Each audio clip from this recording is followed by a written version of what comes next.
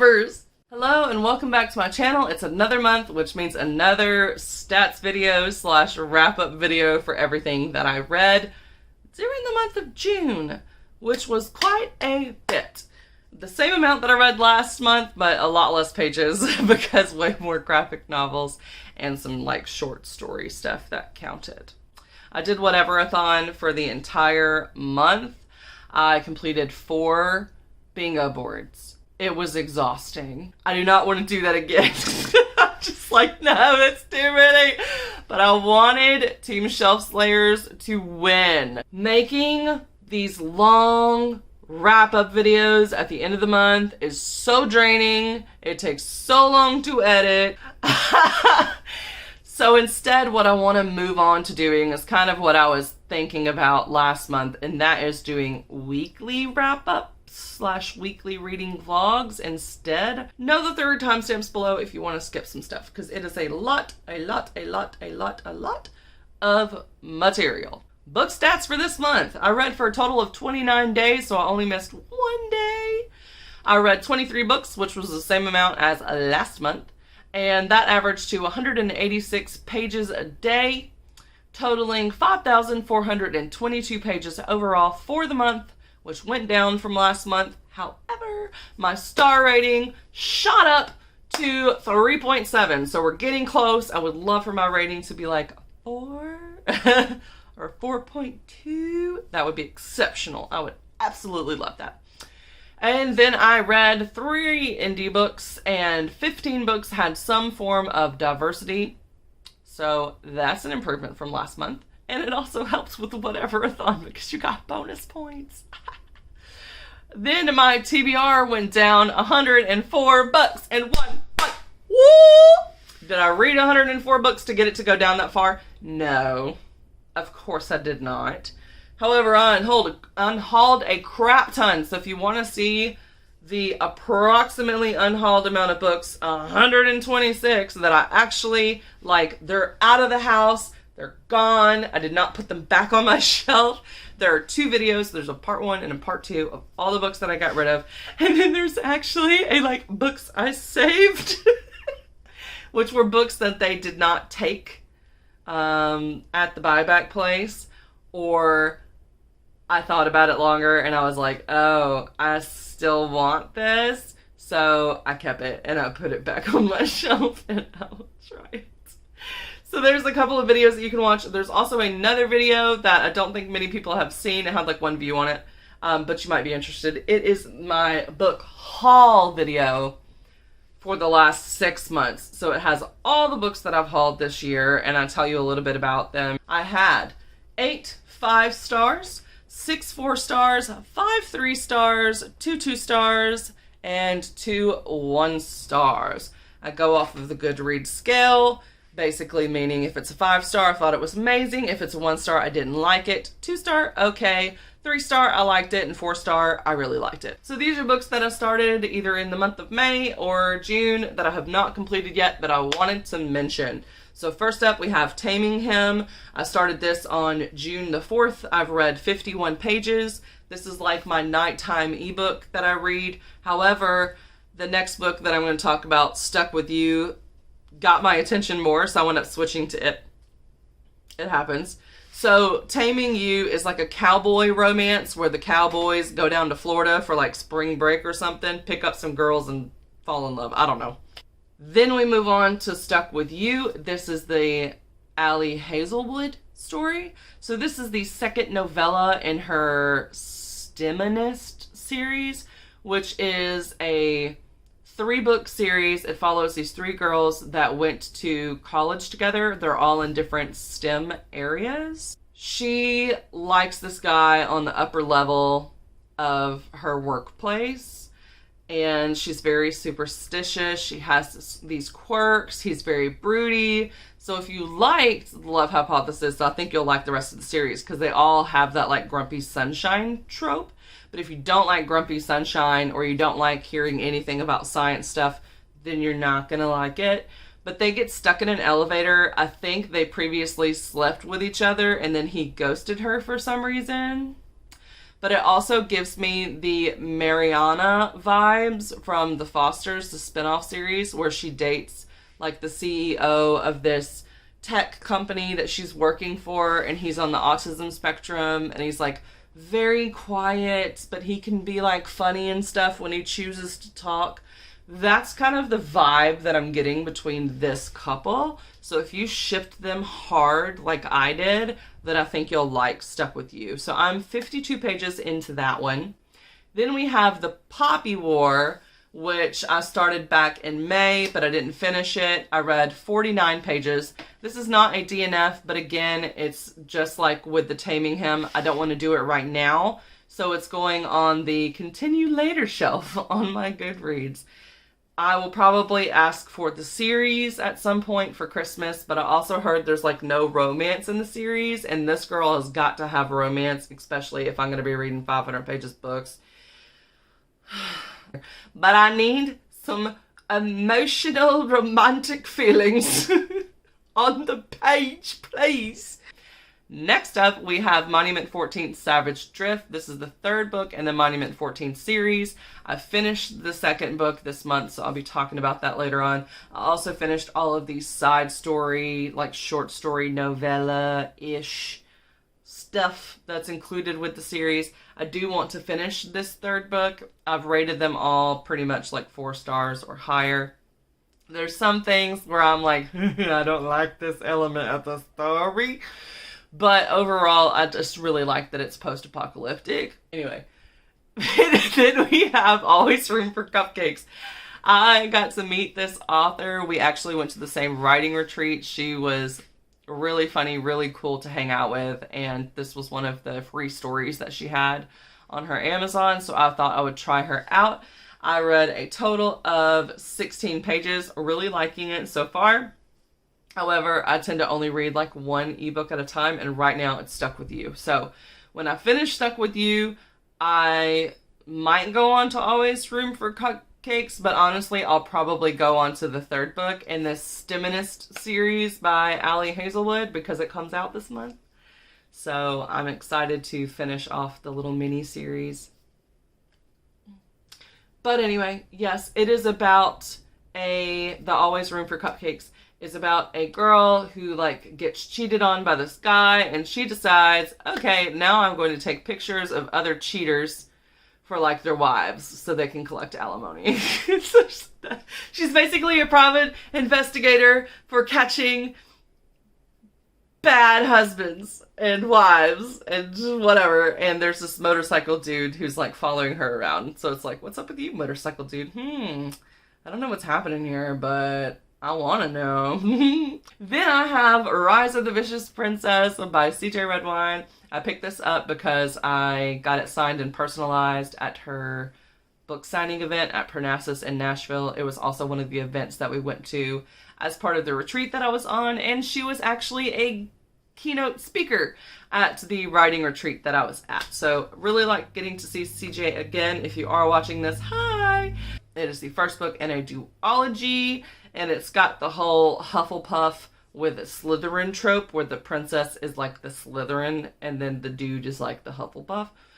Don't really want to go more into it. I have a whole nother video that had to do with the books that I hauled while I was at UtopiaCon. It's mostly standalone fantasies, or like in this case, a duology fantasy. So if you're interested in that, definitely go check out that video.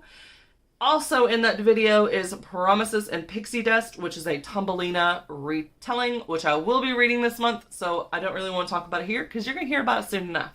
I'm 70 pages into it so far, and it's really good, which I knew it would be because Elle Madison and Robin D. Mahal, they have been writing the princess fantasy books and stuff that I've been talking to y'all about on this channel, and I've liked all of them, so I knew I was going to like this one. They were also at the signing that I was a part of. I was one of the signing authors as well, so I got to see them in person, buy the book. They were hilarious. More on that whole experience and getting to meet people and stuff like that, like KCL Bond, all of those people. In that haul video, so you can watch it. Moving on, we have the books that I read in order of favorite genre for the month to least favorite genre of the month. Little bit of spoiler. It went in the order I would have expected, which last month it did not. It was very different. This month it was like, okay, yeah, I'm not surprised. So our first genre is romance, then we've got fantasy, sci-fi and paranormal, and then we've got mystery, thriller, suspense, / other. So books where I was just like, I don't even know what category to put you in. Why do I smash all of those together? Well, one, because mystery, thriller, and suspense are very hard to separate. I don't know how to define the differences between those. And other, there's not that many that are going to fall in that category. So the small category that I tend to like the least and read the least of becomes the big whammy for everything in there. Anyway, so that's the order. So if you want to skip around to a certain section because you're only interested in those type of books, please feel free to use the little linky-doos in the bottom, and those timestamps will send you off to wherever you want to go. I also have linked all of the books on there as well. I am an Amazon affiliate, which basically just means if you use one of my affiliate links, I might get a small kickback of like 4%. It does not change your price at all, and not even all the items are eligible. I do not get paid to promote any specific books whatsoever, and honestly, I don't even know that I've made any affiliate money in months. So, like, it just helps support me if you use it. If enough people use it, maybe I'll make $1 and I could buy more books to read and review. Who knows? Disclaimer out of the way. Let's get into the actual book. So first up, we have romance. So for romance, I read 6 books, totaling, I don't know how many pages because I didn't add it up. Why? 2,412 pages total with overall star average rating of 4.83. Very impressed with this rating. I wish that my monthly rating was this high, because that would mean that I'm like legit enjoying all the books that I'm reading, which is not usually the case. First up, part of a book that was on my actual TBR that I did for all of you that had 4 books on it. We have People We Meet on Vacation. Definitely was not disappointed by this one at all. It was so good. It's about 2 friends who've kind of like disconnected over the past couple of years. She is a journalist person who does like travel type journalism. And so she wants to reconnect with him and tries to convince him to go on a vacation with her. And surprisingly, he says yes. They have been friends for over a decade, and you can tell by reading her perspective that like, there's something going on here. There is a romance. It is extremely slow burn. So you're going back and forth between all of their past vacations and their present vacation from hell. And just being like, when are y'all gonna admit your feelings and just make out already? That's how I felt the whole book. Then we have Not My Romeo, which I listened to on an audiobook. This one was really good. So this is about a football player, and he has kind of a sordid past where he like actually murdered someone in self-defense. So like traumatic, and he's got injuries from it. His life is very secretive because his ex decided when they broke up that she was going to write this big expose on him, and it's basically like an Amber Heard, Johnny Depp situation where she just made up a bunch of crap about him.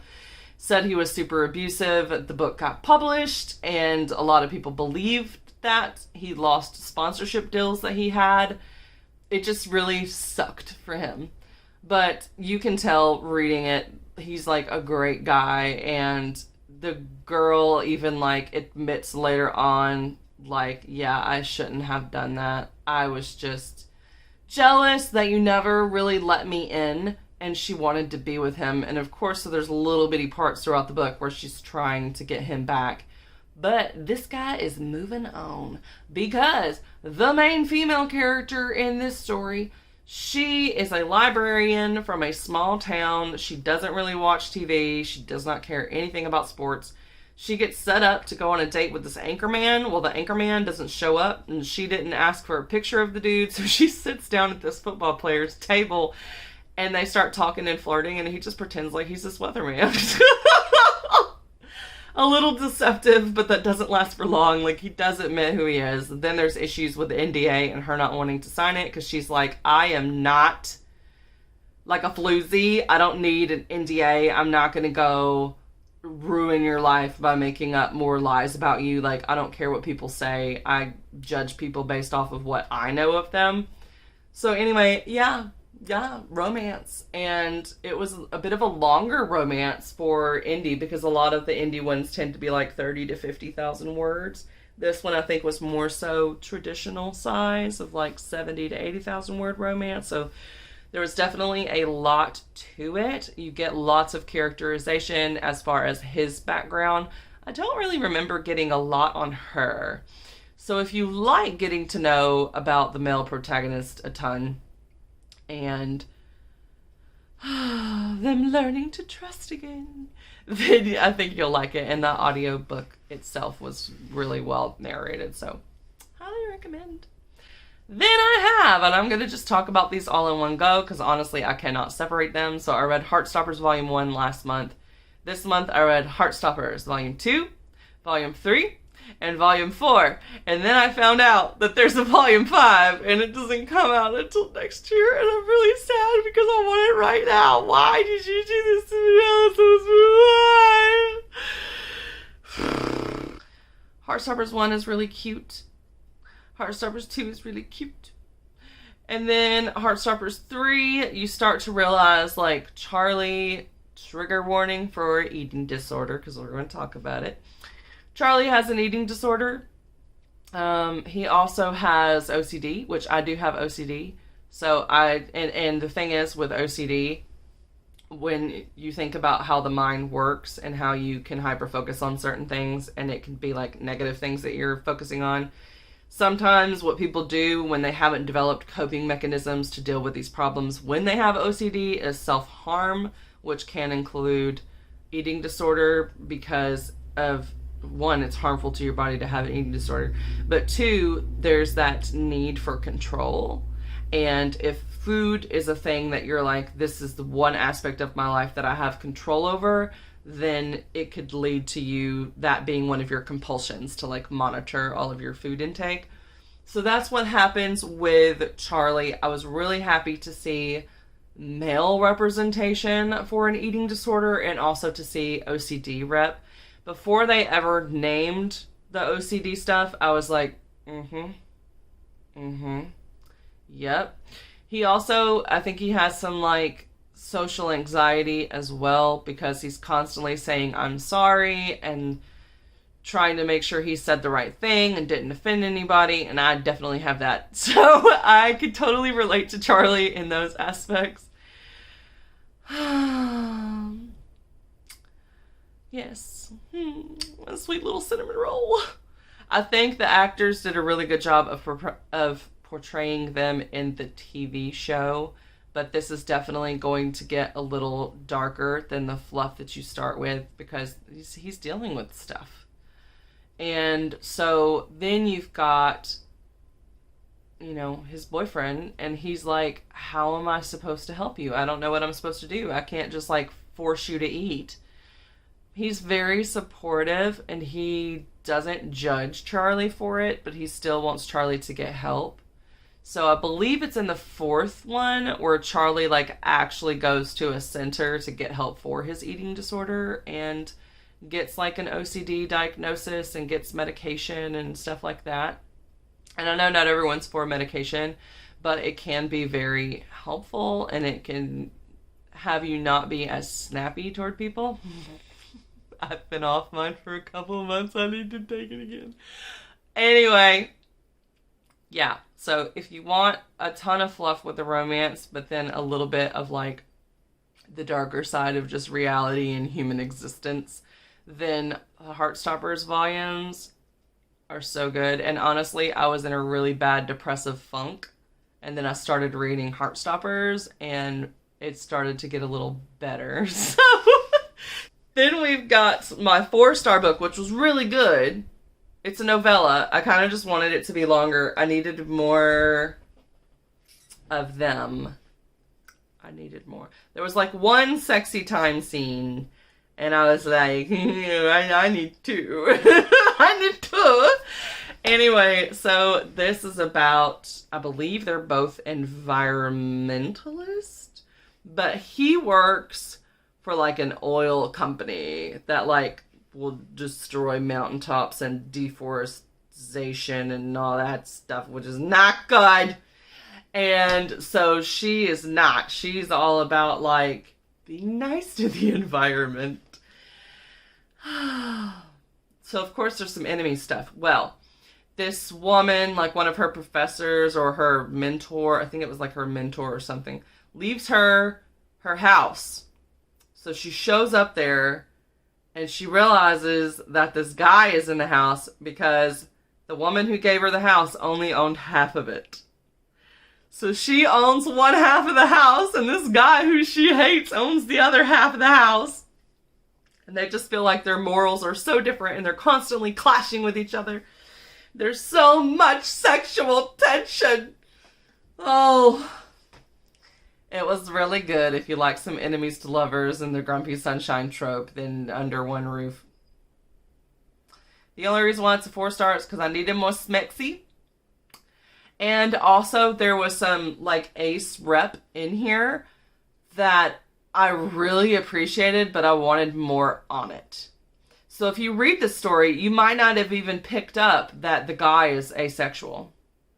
He literally just says there's a few things that he says where it's like you would see it, but because I feel like most people who think of asexual only think of aloe ace, they wouldn't necessarily realize that it's like asexual. Maybe with the side of Demi.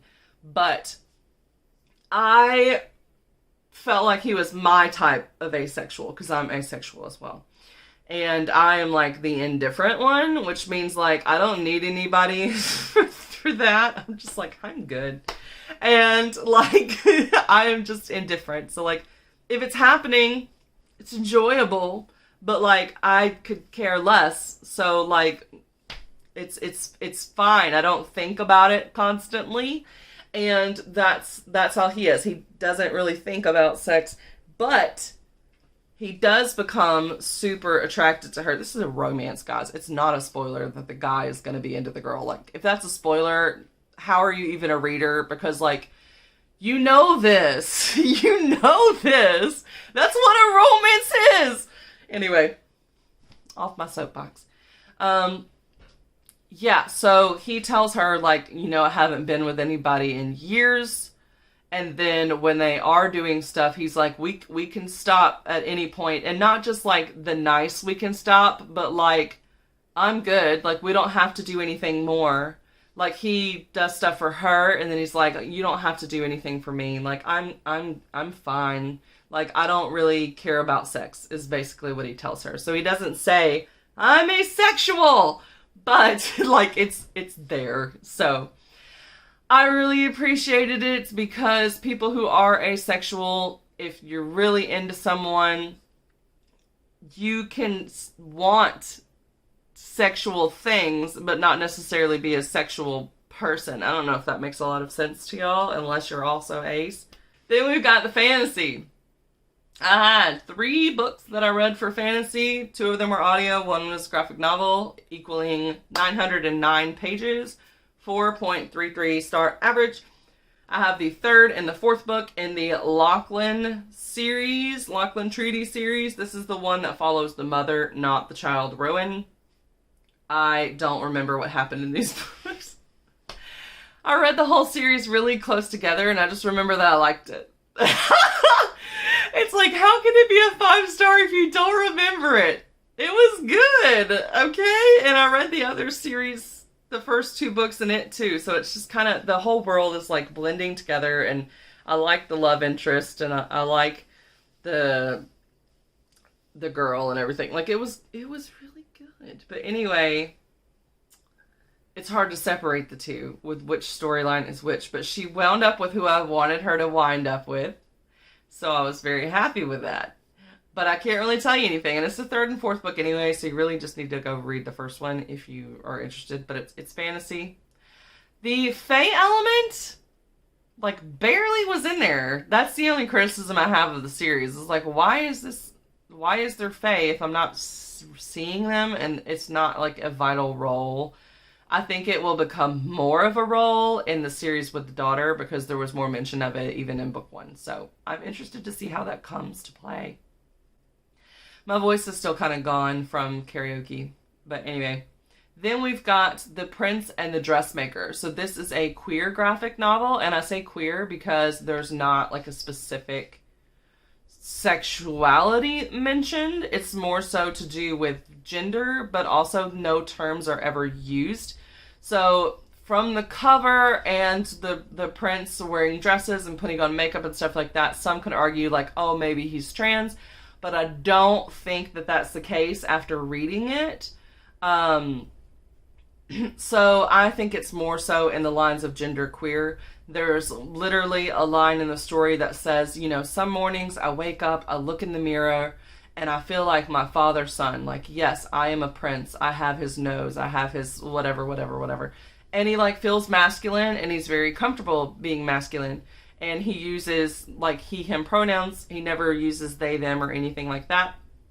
And then other mornings he wakes up and he's just like, I want to wear a dress. And it's pretty much as simple as that. It's like, this is what feels more comfortable and authentic to me on this day. And it varies from day to day. So he never really knows how exactly it's going to be. There is also, because again, there's not a specific term. So because I don't know if he's actually identifying as a different gender, because it really just seems more like gender fluid, but he's totally completely fine with like he, him pronouns and all of that. There's like a hetero relationship, and I say hetero because again, I don't really know how you define the terminology when it goes different from the biological. So like if you're defining sexuality only based off of the biological sex of the individuals involved, then it would be a hetero romance. I don't know. That's where terms are good, because then you can use whatever term the individual like pairing wants to use, because it's a lot simpler when you can ask and just use that. But anyway, so that's in there. I was kind of thinking maybe it would, but I wasn't sure. So anyway, that's what that one is. She makes him dresses, and then he's worried about the kingdom finding out that he goes out as like Lady Crystalline. And he like wins a beauty contest. So like, anyway, yeah, it was good. Then we've got Sci-Fi and Paranormal, which was my largest grouping for this month. I read 10 books, 1,840 pages total, with a 3.2 star average. So we've got Monument 14, Sky on Fire. This is where the brothers have separated. One of the brothers is in the grocery store, and the other one is going off to the airport, where they are supposed to be getting people into the safe area, and he's going to send like a rescue team back to get his brother and the other people that stayed behind with him from the grocery store, because they are O-type. It's really all I can say without spoiling things. I mean, it tells you that they get separated, so I kind of spoiled that. But that's all I can really tell you about book 2 without telling you more. And there's even additional reasons why certain people stay behind as well. So it was adventurous. There's also some like Air Force cadets that get involved in the story. There's this older man that takes the children in at one point, and he helps them. And then there are these rumors about bad things happening at these camps that these people are trying to get to, like refugee camps and stuff. So the third book is going to pick up with finding out exactly what's happening at these refugee camps. And yeah, it is extremely intense. The ending of book 2, I was not expecting that to happen. But once it did, I was like, okay, yeah, that does make logical sense that the government would make this decision.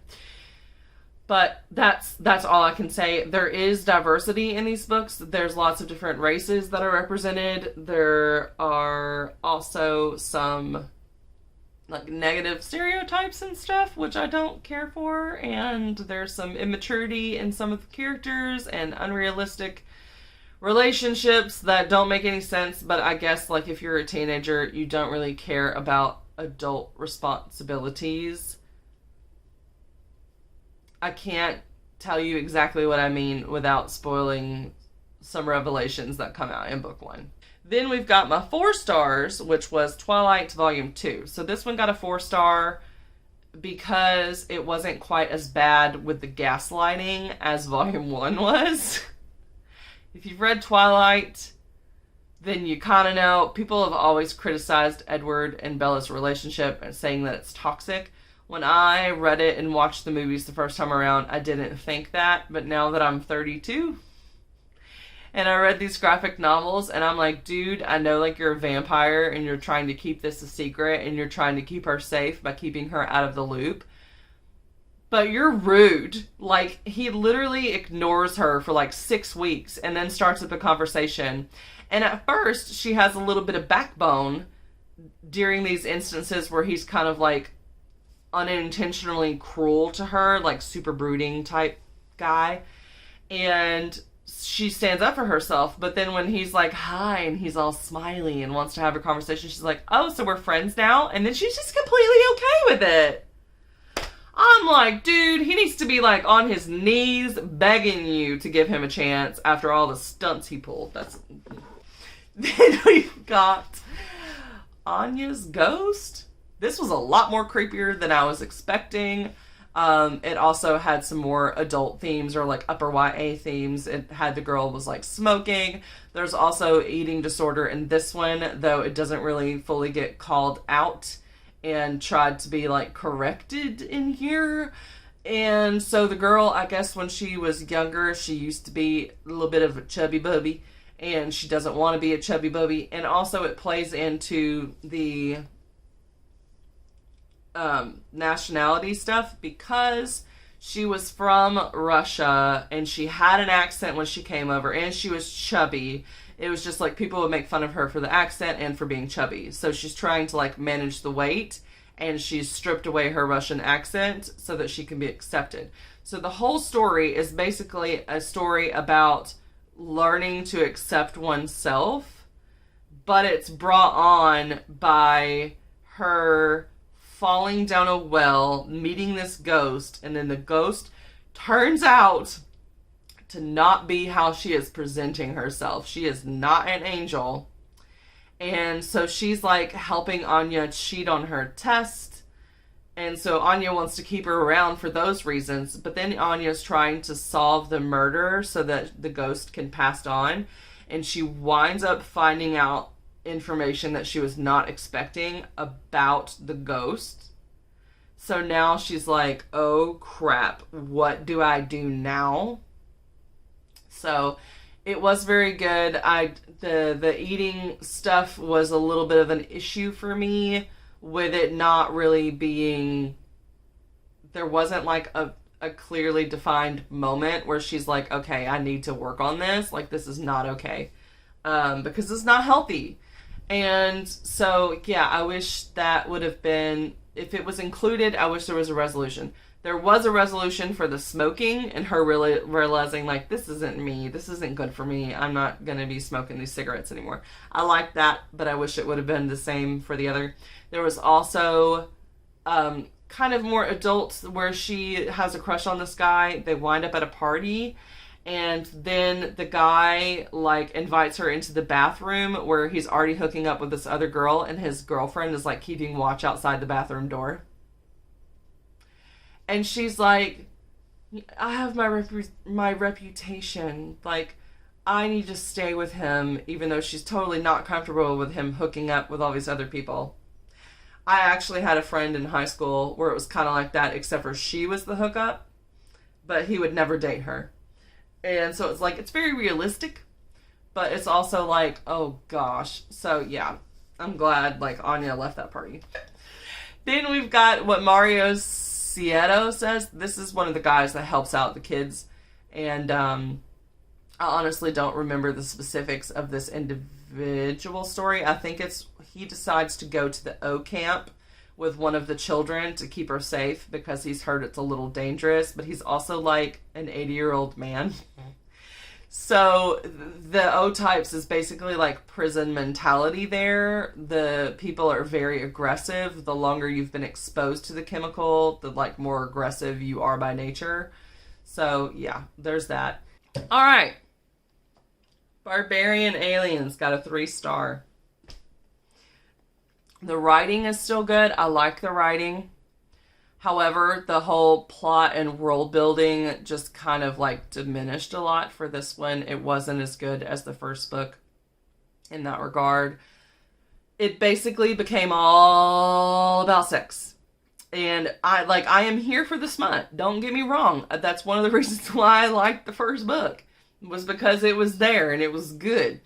It also had a lot of purpose a lot of the times where she was trying to use her sexuality in a way to manipulate him for him to help her, which is not healthy, but it was fun to have that switched where the girl was using that against the guy instead of a guy using it against girl, because let's just, reversal of how society works. And so I was like, okay. And then with this one, there's just like, it's just constant sex, and they hate each other, so that's not healthy. And she basically, after they have sex for the first time, she pretty much just excuses all of his bad behavior, and she like defends him against other people who try to call him out for his bad behavior too. And I'm like, why, Liz? I felt like doing that just completely undermined her characterization at the beginning of the story. I was totally here for getting a story about a girl who did not want to abide by the whims of this cootie that made her want to just procreate with some rando. I wanted there to be a little bit of the tension. I wanted him to realize that kidnapping her was not okay, and for them to return to the cave maybe once they were friends, and then after a while, once she realized she was in a safe environment and she was no longer being manipulated, she could make her own personal decision to proceed with a relationship with this dude. But no, that's not what I got. So, some spoilers for book 2 and book 3, starting now. Go ahead and skip to On a Sunbeam if you don't want spoilers, but I'm going to talk about the problematic stuff, so if you need to know those things, then you want to get spoiled. I've not read book 3, but I read the reviews, and that's why I do not think I'm going to be continuing the series. So if you want to know why, stick around. So book 2 is all about Rahash kidnapping her and taking her to this cabin in the woods, and he tells her, the only way you are going to leave here is like pregnant with my baby, is pretty much what he says. And then you find out that, like, his dad did the same thing with this woman who clearly did not want to be with him. She was already with this other guy. And he pretty much raped her. And also the clan, like, Vectel, who's the current leader, his dad was like, you don't have to stay with him, but, like, you need to go do what the cootie wants you to do and procreate with this dude. I'm just like, really? Really? Like, that is rape. That is rape. And with this one, there was a scene in it in particular where she's like, she's kind of having like hate you foreplay with this dude. And I was like, okay, you know what? You're horny. You want to do stuff. He wants to do stuff.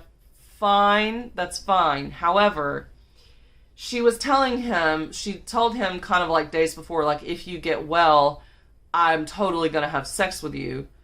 But even if you give, like, pre-informed consent, you still have the option to say no at any point. And so they're having this, like, foreplay, and beforehand she's like, yeah, let's just pleasure each other, but we're not going to have sex because I want you to get better first. Like, you're not fully healed, that sort of thing. And so she's getting really into the foreplay, and then he literally just, like, sticks his dick in her. I'm like, dude, even though y'all are having foreplay and she told you a couple of days ago that she would have sex with you, it's still rape. You did not get a yes, you can penetrate me from her. So I'm like, some people wouldn't call that rape. I called that rape, or at a bare minimum, coercion, which basically meant at that point she's out of her mind because she's getting pleasured anyway, so she's not thinking right. So it's not like she's going to give him a verbal no. But even so, there are other parts in the book where she tells him, she's like laughing and giggling, because if you're getting stimulated, you're getting stimulated. Like, your body's going to respond in the way that your body is supposed to respond when you're getting stimulated. Whether that stimulation is wanted or not wanted, it's going to happen. And this is the thing where I think Ruby needs to do her research on consent and bodily responses and stuff, because it's giving a very, very bad message to rapists, because they're just going to be like, oh, she's moaning, so that means she's into it. And it's like, no, that is not necessarily the case. I'm very adamant about this. I put this sort of thing in my books. I'm just like, there's a big difference between your body having a physical response to someone and being like, oh, baby, I want this. And that needs to be very clear in books. I think that is on the author to be responsible for presenting it in a way where it is very clear whether something is wanted or unwanted. And this just kind of like was very happy being in the gray area, and I was not. No. So the only reason why I didn't get a DNF is because Liz was so responsive to it and she didn't have any regret afterward. I was able to push through. But the same exact scene could have played down and she could have been like, I cannot believe you just raped me. And it 100% would have been true, because it's the same exact scenario. It's only her response that makes it okay. But it's still not okay with me, but it was okay. Like, I was able to read the rest of the book. I was hoping that there would be some development, and there was not.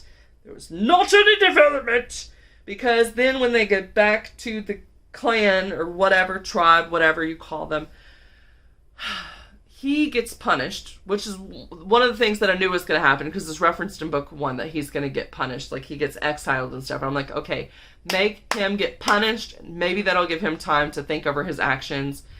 And he doesn't think over his actions.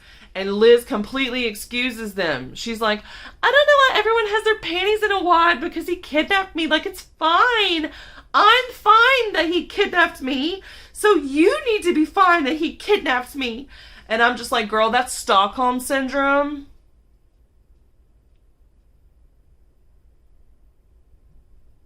Which I also have in one of my books, by the way. But it's called Stockholm Syndrome. And it's pointed out. And it's resolved over a long period of time. But anyway, aside from that. Oh, gosh. So then the author, in the author note at the back, was like, Rahash knows what he did was wrong, but he thought it was the only way he'd have a mate. And I'm like, I don't care if he's a virgin until he dies. He doesn't just get to be like, oh, I want her, and because this cootie tells me that she wants me too, because this cootie, like, the mate bond is like the ultimate decider. So, like, it doesn't matter if I want her to be my mate or if she wants me to be her mate. We're going to be mated because this cootie said so. And so, oh my gosh, I'm just like, she was just excusing it. She was pretending like he learned a lesson. And then she was like patting herself on the back that he got punished. Because she was like, it's like when you have a bad employee who's your best worker, but they take breaks every 5 minutes to go smoke. And it's like, if you don't punish the person who smokes every 5 minutes, then everyone at the workplace will be smoking. And then it'll just be bad. So you have to make an example of them. That's literally like what she was saying in the author note. And I was just like, oh my gosh, he did not learn. And it's like, okay, so I watched this other person's channel on YouTube, and she was talking about this too, and she's like, I don't even really know how to feel. I don't know if she's really consenting to all of this, or if she's basically brainwashed at this point. Like if Liz is just brainwashed. And I'm kind of at the same spot. Book 3. Here's the kicker. Here's why I'm like, okay, I think I'm done with the series. Because, like, I knew there wasn't going to be any more kidnapping. So it's like, okay, I can get through this book, see what's going on, and then I can continue read on the series. And I was really excited because book 3 is going to have the little green men that captured them in the first place return and try to, like, get them back. Or get back the one character. However, there's an infertility plotline, which could have been, again, like how book 2 could have been great if, like, she remained a strong female character, put her foot down and stuck with it, and was like, if we get into a relationship, it's going to be on my terms. It's not going to be about the cootie. It's not going to be about you not wanting to be a virgin and wanting to impregnate me. Could have been done very well. Same thing with book 3. The infertility could have been amazing representation to have a woman in this society where having babies and having a mate is deemed as like the end all be all. It's the most happy you could ever be in your life. And to have someone who can't have a baby still get that level of happiness with a mate would have been amazing. But that's not what Ruby Dixon decided to do. Oh no. Oh no. She has her cure her infertility, and then after the infertility is cured, then she resonates for the guy that she's been into this whole time that's been flirting with her. But not until then. Not until she can have a baby does this cootie go crazy. And there's apparently, according to reviews, multiple people use the word broken. That it seemed as if the author was trying to say you are broken if you are not able to have a baby. And like you're not worthy of a mate unless you can do this. And I'm like, oh my gosh, are you kidding me? Like you are aware that one, there are real people in the world who cannot have children that would want them. And who have the same feelings that you had this character have in the beginning of the book, that they're unworthy, that they're going to be a disappointment to this guy because they can't give him children. And it's like, that's a real thing, and most of them cannot reverse their infertility. Now, there are certain instances where it's like you've got polyps or something like that, where those polyps would need to be removed in order for you to have children, or like maybe if you have PCOS and there's certain diets and stuff that you can go on to up your probability of having kids. And then, of course, like, you know, women that need in vitro fertilization and stuff like that. I don't know the exact level of which this character is infertile or if there are any natural remedies to her infertility. If that was the case, it would be fine for her infertility to be reversed, because it would echo the real world in that it could be reversed there too. But to have this magical fix that's not available to real women that have the types of infertility that do not have any options of reversal, it's a slap in the face. It is a slap in the face. And then the second thing is the fact that some women don't want kids. And that's okay. And some men are truly okay with being with a woman who does not want to have kids. And the thing is that, so what she did, how she justified it in her mind and thought that this was an okay decision to make as an author, and this was the message she wanted to send, was that the male, without resonance, had fallen for this main character and told her, like, it's okay if we never resonate. I still know that I want you. Even though you can't have kids, I still want you. Which is great. Why couldn't you have kept it that way? And just let them be together, let them be happy, and not have kids. But you had to ruin it by basically being ableist. Let's just you're just being ableist. And with the blurred lines of consent, and now the crappy decision you made for book 3, I think I'm done. Done. And it sucks because I like the world. I like the world building. I want to see what happens with these characters, but I'm not okay with that. Right now, I just want to get naked because I'm burning up and my boobs are sweaty. And I want to take this off. But I can't do that because we're on TV. Anyway. Another 3-star on a Sunbeam. I liked it. I thought it was good. It is like it's got a lesbian relationship. It has a lesbian interracial relationship. Honestly, like every character is either lesbian or there's one character that's non-binary. So it's like full rep. All the characters. And so anyway, she like falls in love with this girl when she's in school, and then she wants to find her again because her family has taken her back. Also, all of the family members are women too. I don't remember there being any male characters at all. I don't remember. But like it was good. I liked it. I don't know. But it's like 500 something pages. 500 something pages. This is a long graphic novel, y'all. Long graphic novel. But there's some like spaceship racing sport or something that they do. I liked that. There was a mean girl in there who wound up like becoming friends with the main character later on in the book. And she was like, I tried being nice and it didn't work for me. And yeah, there was a lot of stuff with the book. I don't really have any complaints about it. But yeah, I don't really have any complaints. But I didn't like love it, which is why I gave it a 3-star, because it was just kind of like middle ground for me. So that's literally the only reason why I gave it a 3-star. Twilight Volume 1! I have weird facial expressions because I just went on like a 10-minute rant, and I'm deleting all of that because I can be very ranty, but people won't like the rant that I have, so I'm just not even gonna go there because I'm not dealing with it.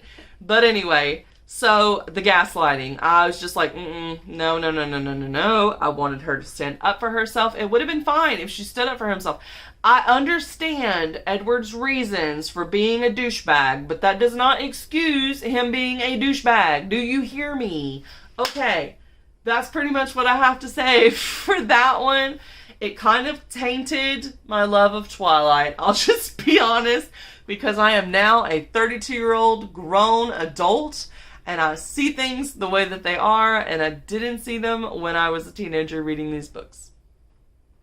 Because I was 18 years old when I started reading Twilight. So, perfect, like, age group to start reading this series. But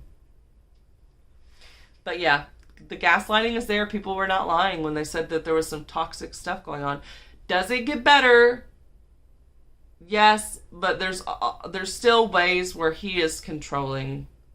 He makes decisions that are in the best interest of Bella, but Bella is still her own person, and whether his decisions are what is best for her, which in a lot of cases, sometimes they are what's best for her, she is still in control of her own mind and her opinions and all that kind of stuff. Or at least she should be.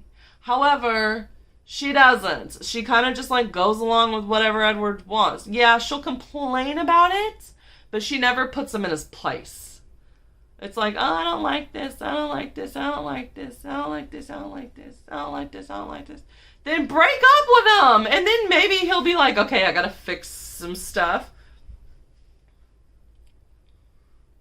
I think as women, a lot of us are conditioned to accept more than we should. And so I think that when it comes to relationships, women are like, oh, he's not hitting me and he's not cheating on me with other women. So I have made out like a bandit. I have scored this guy And when he's controlling, it's just out of love, so it's okay.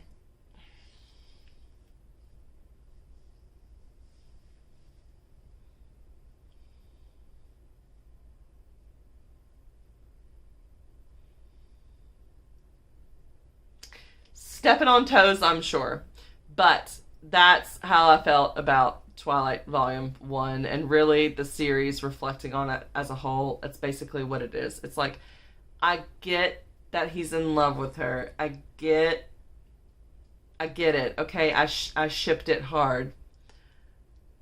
But I think that you can still enjoy something and realize that it's problematic and not be okay with it being problematic. Then I've got How I Could Be Max Dominguez, which was like a 5-page short story that's connected to the Monument 14 series, and it's about him wanting to get adopted by his friend's parents after the apocalypse. He has not reunited with his parents yet, and he basically tells this judge dude that's kind of in control, like, I know my parents haven't been found to give up their rights or for me to be adopted, but, like, you need to let me go to this other area with this family because my parents are crap. Then we have my 2 stars. So we have Ice Planet Honeymoon. Honestly, I think I was just so scorned over Barbarian Alien, and I was mad, and then I just got madder in the Honeymoon one because Liz is constantly trying to justify the actions of Rahosh. And I'm like, are you brainwashed? Because it kind of feels like she has Stockholm Syndrome and she's lost her mind. Like, Stockholm Syndrome is not the person's fault. But I am mad because as an author, it's your responsibility to show whether it's that or not. And it's not shown. It's just like, no, she's just like legitimately accepted all of this now and she's moved on and she doesn't see that he did any wrong because they fell in love because of it. This is why I could not get into the Wrath in the Dawn series by Renee Ahdieh, because I was like, this is Stockholm Syndrome. This is Stockholm. I cannot ship this because it's not good. So yeah, there's that. And then my 1 star, Sleepy Hollow, I felt like it ended abruptly. You get a little bit of spook, but then you don't really get an ending to it. And I was just like, what? So I just didn't care about it, so I didn't like it. Then we move on to our mystery, thriller, suspense, and other. 4 books were read in this category, a total of 261 pages, and it was 2.75 star overall average rating. I'm actually going to just go ahead and start with the 1 star. Why don't we? Edgar Allan Poe, short story called Silence. It was like 8 pages long. I didn't care for it. The language is very, very old. Very old language. It was descriptive, I will give him that, but I didn't understand the point of it. And I felt like nothing happened. Like, stuff happened, but nothing happened. I just didn't care. I didn't grasp it. It was over my head, and I'm just not into it. 2 stars, Stranger Things, Erica the Great. I did a reading vlog for this, so you can check that out if you want to see my thoughts on it extensively. It was okay, but it didn't give me what I wanted from a Stranger Things graphic novel. I wanted there to be something spooky and creepy, and there wasn't. Karen Slaughter and Lee Child did a story together called Cleaning the Gold. So this had characters from 2 books that I've recently read last month, actually. So one of them is Jack Reacher from Killing Floor, and the other one is Will Trent from Triptych, and they get together. Will Trent is kind of like the person with the moral high ground, and he tries to solve crimes, but he does it in like the ethical, legal way. Whereas Jack Reacher is more so a vigilante. And so Will is actually trying to get Jack caught for the murder of a cop. And Jack is there because he thinks people are trying to steal from the National Treasury. So they wind up teaming together, and that's what this story is about. So they kind of team together. And then it's like with Will Trent, it's like, okay, do I turn this guy in or do I respect him? And then we've got Kate and Jesse, which is a 4-star read as well. This is a short story that goes between Vengeance Road by Aaron Bowman and Retribution Rails, and kind of shows you, it bridges the two stories together because there's a 10-year hop in time.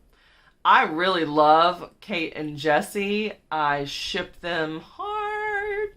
And I don't really read Westerns, but I gave this one a chance because it was Aaron Bowman, and I read her other series that had like Frozen and stuff like that. Those books in it. Taken, Frozen, Stolen, something like that. The books. And it was really good. So I was like, I'll give this Western a try. So I listened to the audiobooks for the main books, but for the short story, I read it on my Kindle, and I also had my Kindle read to me with like the mechanical voice. But it was really good. So yeah, I mean, it's just more of Kate and Jesse and a little bit of their romance and setting them up for book 2 so that when you see them in book 2, you're not thrown off and you know how they got there. Oh my. So that was a huge wrap up, which is why I'm not doing these anymore like this, because you're talking about over an hour worth of footage and none of y'all are going to want to sit here and listen to me talk for an hour about any of these books anyway. So I will probably be doing weekly wrap-ups / vlogs instead, but hopefully you were able to skip around if you wanted to avoid spoilers and get what you needed to get out of this wrap-up. But I am going to go. I'm going to let my voice rest. I guess I will try to edit this. It might be a few days before it's up because I have to work tomorrow and I have another book signing today in like 4 hours. So I need to get ready for that, and I've got stuff to do around the house because it's the beginning of the month and I need to set up my Bujo for next month so that I can track it. Oh! That's all I have for you. I'm sorry it's so long. I don't know what to do with myself. Seriously, like, it's just too much. It's too much. But anyway, I will see y'all in the next video. Let me know if you're looking forward to making these suckers smaller and getting them like on a weekly basis instead of this monstrosity, because it's just so much work. But I will see y'all later. Bye!